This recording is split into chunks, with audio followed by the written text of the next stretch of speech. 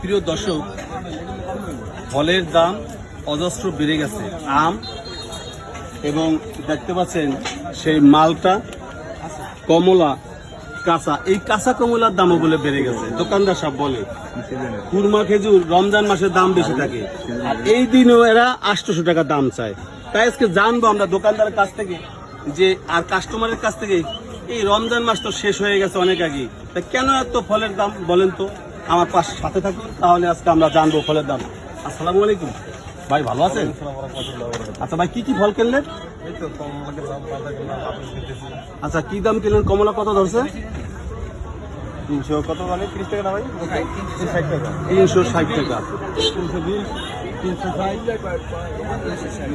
দেখতে পাচ্ছেন যে আসলেই এই ফলের দামে যদি এত দাম বেড়ে যায়, তা কি এই জনগণ কিনে খাওয়ার মতো তৌফিক আছে?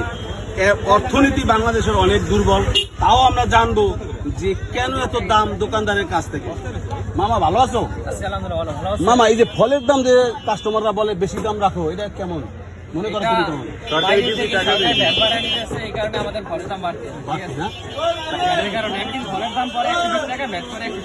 তাই তো। প্রিয় দর্শক, দেখতে পাচ্ছেন এই যে কাস্টমাররা নিচ্ছে, এই দোকানদারের থেকে জানবো কেন আজকে ফলের দাম এত বাড়ছে। কি অবস্থা, কেমন আছো? ভালো আছো? আচ্ছা, এই যে ফলের দাম বেশি, আম জাম কাঁঠাল লিচু সব তোমরা যে বেচতেছো, এখানে কমলাও বেচতেছো, এই যে মালটা কত টাকা? মালটা আজকে মালটা হলো 240 টাকা। 240 টাকা। আঙ্গুর কত? আঙ্গুর হলো 450। 450 টাকা। আপা, আপনি কি নিছেন? আম নিছেন কয় টাকা করে? 90 টাকা করে। আপনি কি মনে করেন আমের দাম বেশি হয়েছে? ঠিক আছে, তাই তো দোকানদার সাহেব। এই আনার কত? আর হলো 380 টাকা। 380 টাকা।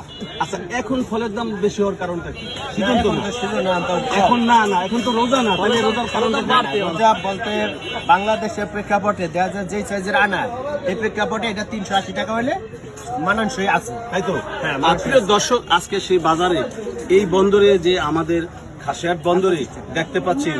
আচ্ছা, আপনি কি মনে করেন ফলের দাম কি বেশি হয় না?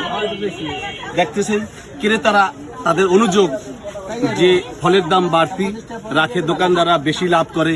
আপনাদের কাছে আমাদের প্রশ্ন যে এই যে দোকানদাররা বেশি নেয়, লাভ বেশি করে, এখন ভোক্তারা বলতেছে যে আমাদের থেকে বেশি নেয়, আর দোকানদার বলতেছে কম নেয়।